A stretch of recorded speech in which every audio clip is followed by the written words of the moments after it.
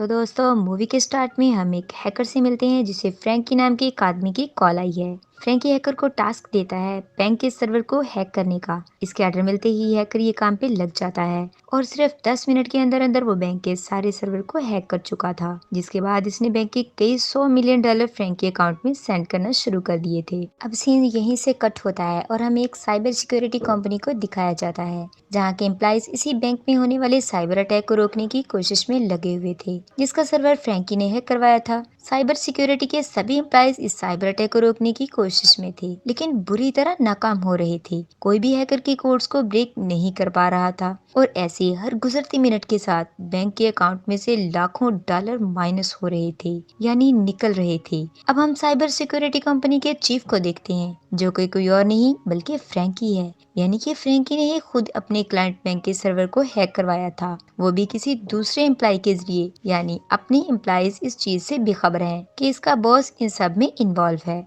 वो लोग मेहनत कर रहे थे कि किसी तरह इस साइबर अटैक को रोका जा सके। और जब ये सब लोग हार मान जाते हैं तो फिर ये लोग बुलाते हैं केविन को। केविन समझ लें इनके सॉफ्टवेयर का बादशाह था और इस टाइम अपनी बेटी की हार्ट सर्जरी के सिलसिले में छुट्टियों पे था, लेकिन ऑफिस से ये इमरजेंसी कॉल आते ही फौरन ऑफिस पहुंच जाता है। ऑफिस पहुंचकर वो देखता है कि सिचुएशन बहुत खराब है। सभी साइबर अटैक को रोकने की कोशिश कर रहे हैं, लेकिन कोई भी कुछ नहीं कर पा रहा क्योंकि बैंक का सर्वर पूरी तरह से कंट्रोल में था। केविन भी शुरू में ऐसे ही कुछ कोडिंग्स के जरिए इस हैकिंग को कंट्रोल को रोकने की कोशिश करता है, लेकिन जब वो इसमें नाकाम हो जाता है फिर वो अपना एक नया सिस्टम ऑन करके सर्वर में इंस्टॉल करता है। इस सिस्टम का नाम इसने फायरवॉल रखा था, जो कि कुछ ही सेकंड्स में हैकर की कोडिंग को तोड़ देता है और ऐसे हैकिंग के जितने भी पैसे बैंक अकाउंट से निकल रहे थे वो भी निकलना बंद हो जाते हैं और फिर फाइनली ये लोग सर्वर को वापस मेंटेन भी कर लेते हैं। केविन के इस काम से सभी लोग बहुत खुश थे, सिवाय इसके बॉस के, क्योंकि हमें तो पता है कि ये सारा प्लान उसके बॉस का ही था। उसे केविन की बहुत ज्यादा गुस्सा आ रहा था, इसलिए वो केविन से कहता है कि तुमने अपना नया सिस्टम इनके सर्वर में इंस्टॉल क्यों किया? अगर वहाँ कोई और गड़बड़ हो जाती फिर इसका जिम्मेदार कौन होता? हालांकि केविन ने तो अच्छा काम किया था, फिर भी केविन को डांट पड़ रही थी। खैर अब सीन कट होता है और हमें पता चलता है कि जब तक इस अटैक को रोका गया था तब तक बैंक में से कई 100 मिलियन डॉलर्स खाली हो गए थे और बैंक की ट्रांजैक्शन हिस्ट्री भी डिलीट हो गई थी, जिससे कोई नहीं जानता था कि ये पैसा किसके अकाउंट में ट्रांसफर हुआ है। अब पता चलता है कि फ्रैंकी को तो इसकी हैकिंग के जरिए थोड़े कम पैसे निकालने के लिए कहा गया था, लेकिन इसने ज्यादा निकाल लिए और इसके लिए इसे कोई डांट रहा है और वो है साइबर सिक्योरिटी कंपनी का डायरेक्टर, और असल में वही मास्टरमाइंड है। वो फ्रैंकी से पूछता है तुम्हें सिर्फ 500 मिलियन डॉलर निकालने को कहा था, तुमने इससे ज्यादा क्यों निकाले? तो जवाब में फ्रैंकी कहता है क्योंकि कुछ मुझे भी चाहिए थे। इस मर्तबा फ्रैंकी के इस एटीट्यूड पे इसका बॉस बहुत ज्यादा गुस्सा था। यहाँ एक और ट्विस्ट कहानी में ये है कि इसके बॉस से भी ये काम किसी और ने करवाया था और ये था असल में मनी लॉन्ड्रिंग का माफिया, एक बहुत बड़ा गैंगस्टर पोंग, जो इस टाइम से इनको किडनैप करवा चुका था। और वो इससे पूछता है कि तुमने टारगेट से ज्यादा पैसे क्यों निकाले? चिन कंफ्यूज था, वो इसे कहता है कि मैंने नहीं, फ्रैंकी ने ज्यादा पैसे निकाले हैं, मुझे तो खबर भी नहीं। ये सुनकर वो गैंगस्टर इससे कहता है कि तुम अभी फ्रैंकी और इसकी फैमिली को डिनर पे इनवाइट करो। वो ऐसा नहीं करना चाहता था क्योंकि वो जानता था कि ये गैंगस्टर इनके साथ कुछ गलत करेगा, लेकिन इसे ब्लैकमेल करने के लिए वो गैंगस्टर यहाँ चीन के भाई को ले आता है। इसके आदमी इसके मुंह पर पॉलीथीन शीट बांध देते हैं और इसके सामने ही इसे मारने लगते हैं। लाचार चीन को फ्रैंकी को कॉल करके डिनर पे इनवाइट करना पड़ता है। फ्रैंकी वहां जाता है और जब वो रास्ते में ही था तो तब गैंगस्टर के लोग इसकी गाड़ी को हैक कर लेते हैं। उन्होंने गाड़ी को हैक करके इसके सभी दरवाजे लॉक कर दिए थे और फिर स्पीड फुल कर दी थी। फ्रैंकी, जो कि इस टाइम गाड़ी चला रहा था, इसे कुछ समझ नहीं आया था कि इसकी गाड़ी के साथ क्या हो रहा है। जब वो ब्रेक लगाने की कोशिश करता है तो ब्रेक्स भी फेल हो जाती हैं। इनकी गाड़ी का बहुत बुरा एक्सीडेंट होता है। जिस एक्सीडेंट के पीछे कौन है ये बात कोई नहीं जानता। दुनिया वालों को ये एक नॉर्मल एक्सीडेंट लगा जिसमें फ्रैंकी की फैमिली मारी गई। इनकी गाड़ी में आग लग चुकी थी और पूरी फैमिली जल रही थी। इसी चीज की वीडियो वो गैंगस्टर चीन को दिखाता है और धमकी देता है कि अगली बार जरा सी भी गलती हुई तो अपने इंजाम से जिम्मेदार तुम खुद होगी। अब वो घबरा चुका था क्योंकि इसे पहले आइडिया नहीं था कि इसने कितने गलत आदमी के साथ अपनी लालच में ये काम करना शुरू कर दिया था। खैर अब वो तो बुरी तरह फंस चुका था। जैसे ही गैंगस्टर कहता इसने वैसे ही करना था, इसीलिए ऑफिस जाकर वो केविन को फ्रैंकी की जगह पर प्रमोट कर देता है। साथ ही फ्रैंकी को कंपनी की तरफ से एक घर और गाड़ी भी गिफ्ट की जाती है। अगले सीन में हमें दिखाया जाता है कि केविन अपने ऑफिस में एक एम्प्लॉय से बात कर रहा था। वो एक मुश्किल में फंसा हुआ था। इसकी बेटी का स्कूल में एडमिशन नहीं हो रहा था और स्कूल वाले $5 मिलियन मांग रहे थे जो इसके पास नहीं थे। इसीलिए वो सोचता है कि क्यों ना वो स्कूल का सर्वर हैक करके अपनी बेटी का नाम वहाँ एडमिशन लिस्ट में डाल दे। लेकिन ये गैर कानूनी काम था और इसे शुरू भी करता है, लेकिन फिर दरमियान में ही इसे रोक देता है। अभी वो ये सारे काम कर ही रहा था कि अचानक इसने देखा कि इसके अकाउंट में $5 मिलियन आ गए। अभी वो इसी चीज पे हैरान था कि एकदम से कई दूसरे अकाउंट से भी इसके अकाउंट में काफी सारे पैसे आ जाते हैं और इसकी बेटी का स्कूल में एडमिशन भी हो जाता है। ये बात उसे एक मैसेज के जरिए पता चली थी जिसमें लिखा था कि डोनेशन फी किसी और ने भर दी है और वो टीचर जो केविन की बेटी का एडमिशन नहीं कर रही थी वो भी मान गई है। केविन हैरान था कि इसकी इतनी मदद कौन कर सकता है। अगले दिन अब चैन इसे ऑफिस से बाहर एक अकेली सुनसान जगह पे मिलने के लिए बुलाता है। केविन जो कि एक बुझा हुआ खिलाड़ी था वो समझ गया कि चीन कोई ऐसी ही बात करने वाला है, इसीलिए इसने अपना फोन पहले ही रिकॉर्डिंग पे लगा लिया था। चीन यह सब कुछ केविन को सच बता देता है कि इसके बैंक में साइबर अटैक में मैंने खुद करवाया था, यहाँ तक कि तुम्हारे अकाउंट में जितने पैसे आए हैं वो भी मैंने खुद ही भेजे हैं और मेरी ही वजह से तुम्हारी बेटी का एडमिशन भी हुआ है। और अगर तुम साथ देना चाहते हो तो इस टाइम जितने पैसे तुम्हारे बैंक अकाउंट में इससे भी डबल तुम्हारे बैंक अकाउंट में आना शुरू हो जाएंगे। लेकिन केविन एक ईमानदार आदमी था, वो इस ऑफर को रिजेक्ट कर देता है और साथ ही चीन के बारे में सब कुछ पुलिस को बताने की भी धमकी देता है। अब चीन को भी इस चीज से शक हो गया था कि जरूर केविन ने कोई सबूत इकट्ठा कर लिया होगा, इसने अपने पास कोई रिकॉर्ड रखा होगा। वो फौरन ही इसकी पॉकेट से इसका मोबाइल निकाल कर बाहर फेंक देता है। ऐसे चीन के खिलाफ जितने भी सबूत इसके पास थे वो सारे पानी में चले गए थे। इसके बाद चीन से कहता है कि तुम्हें क्या लगता है हम तुम्हारे बारे में कुछ नहीं जानते, पहले तुम जो थे हमें पता है, थोड़े से पैसों के लिए तुम जेल भी जा चुके हो। केविन जवाब में कहता है हाँ वो सब मैंने ही किया था, लेकिन अब मैं वैसा नहीं रहा। ये सब कहकर केविन वहाँ से चला जाता है। अभी वो रास्ते में ही था कि इसे पुलिस ने रोक लिया। पुलिस वाले इसे पुलिस स्टेशन ले जाते हैं और इसके साथ इन्वेस्टिगेशन शुरू की जाती है, क्योंकि पुलिस को पता चल गया था कि पिछले ही दिन इसके अकाउंट में बहुत सारी ट्रांजैक्शन हुई हैं। और वो केविन से पूछते हैं कि बताओ तुम्हारे अकाउंट में इतने पैसे किसने भेजे, क्या इस साइबर अटैक के पीछे तुम खुद हो? केविन पुलिस से झूठ नहीं बोलता, सब सच सच बता देता है कि हाँ मेरे अकाउंट में पैसे ट्रांसफर हुए हैं, लेकिन इसके पीछे मैं नहीं हूँ, मुझे फंसाया जा रहा है। लेकिन पुलिस वाले इसकी बात को नहीं मानते।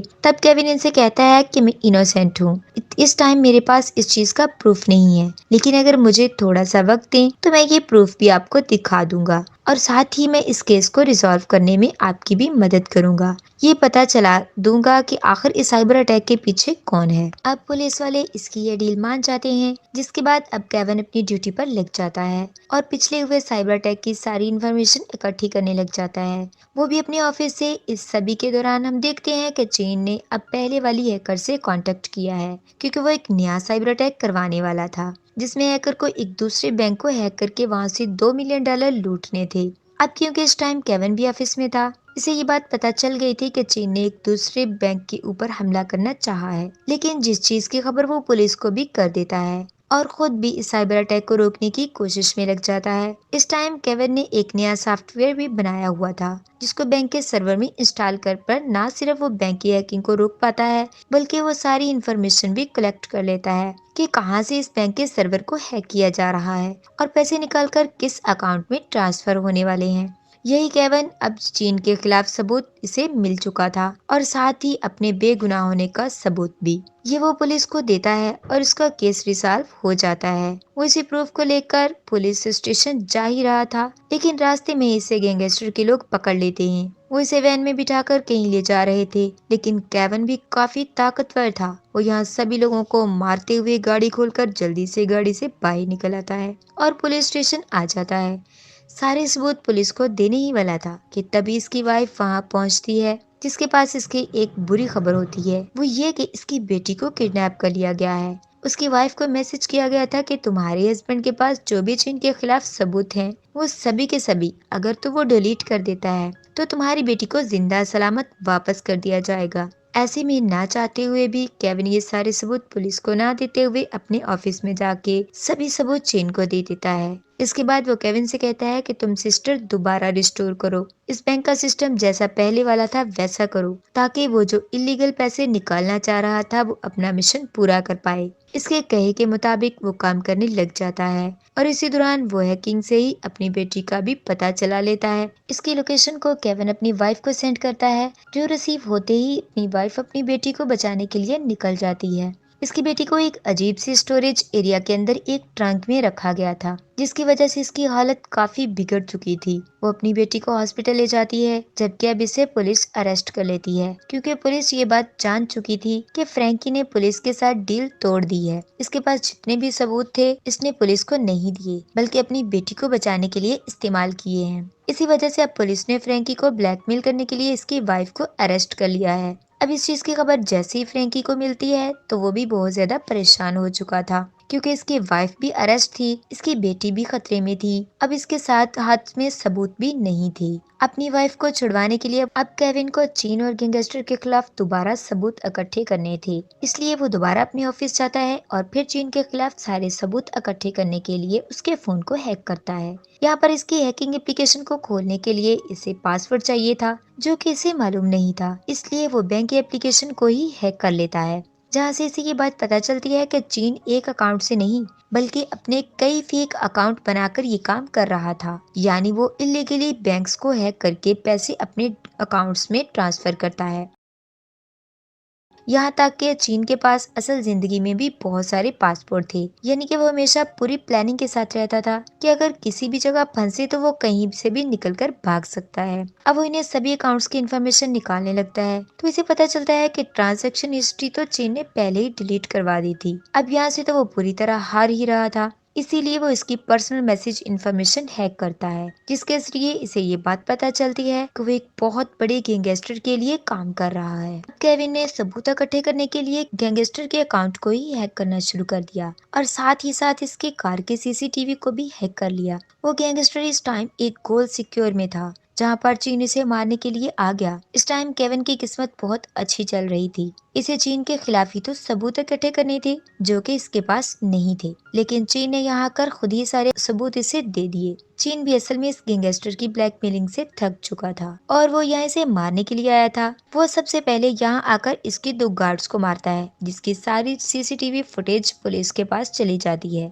जो कि ये सारा काम इसने गैंगस्टर की गाड़ी के पीछे खड़े होकर किया था। और गैंगस्टर की कार के कैमरास को केविन पहले से ही हैक कर चुका था। इसकी फुटेज पुलिस को दिखा रहा था। केविन ने चीन की लाइव लोकेशन भी पुलिस को सेंड कर दी थी, इसलिए फौरन पुलिस चीन को पकड़ने के लिए यहाँ आ गई और इस चीज की भनक चीन को भी हो गई। वो फौरन अपनी गाड़ी में बैठता है यहाँ से भागने के लिए, लेकिन पुलिस लगातार इसका पीछा कर रही थी और वो ये बात समझ गया था कि जरूर इसका फोन किसी ने हैक किया हुआ है, जिसकी वजह से इसकी लोकेशन इनको पता चल रही है। इसलिए वो अपना फोन गाड़ी से बाहर फेंक देता है। इसके मोबाइल फेंकते ही केविन इसकी लोकेशन ट्रेस नहीं कर पाता और अब वो बुरी तरह से फंस गया था। इसे समझ नहीं आ रही थी कि वो क्या करे। तब इसे याद आता है कि एक मर्तबा इसने चीन के कैबिन में से एक मेडिसिन देखी थी, जो केविन भी अपनी बेटी के लिए मंगवाया करता था। अब वो डिलीवरी कंपनी के सर्वर हैक करता है और इसे हैक करके चीन के घर का एड्रेस पता चला लेता है। ये एक अजीब सी जगह थी, यहाँ किसी का घर तो नहीं हो सकता। खैर, बिल्डिंग में जाने पर वो एक कमरे को खोलता है तो वहाँ पे एक बीमार लड़का लेटा हुआ था और वो कोई और नहीं बल्कि चीन का भाई ही था। इसे मूवी के स्टार्ट में गैंगस्टर ने इसे ब्लैकमेल करने के लिए पकड़ा था। यहाँ फाइनली अब इसके हाथ चेन भी लग गया था। केविन ने फौरन ये लोकेशन पुलिस को भेज दी। चीन ये बात समझ पा रहा था कि किसी भी पल उसे यहाँ पकड़ने के लिए पुलिस आ जाएगी, इसलिए वो यहाँ से भागने लगता है, लेकिन केविन इसे रोकने लग जाता है। इनके दरमियान हाथापाई शुरू हो जाती है, जिसमें चीन केविन को गोली मारने की भी कोशिश करता है, लेकिन बदकिस्मती से ये गोली इसके भाई को लग जाती है और अब इससे पहले कि कोई दूसरी गोली केविन को मारता, यहाँ पर पुलिस पहुंचकर चीन को अरेस्ट कर लेती है। चीन पकड़ा जाता है और ऐसे पुलिस की मदद करने की वजह से केविन पे लगे हुए सारे इल्जाम खत्म हो जाते हैं, जिसके बाद अब वो एक आजाद जिंदगी गुजार सकता था। इसकी लाइफ बहुत ज्यादा कंप्लीट हो चुकी थी, जिसमें वो अपनी बेटी को ढंग सिखा रहा था और यही देखते हुए ये कहानी यहीं पर खत्म हो जाती है।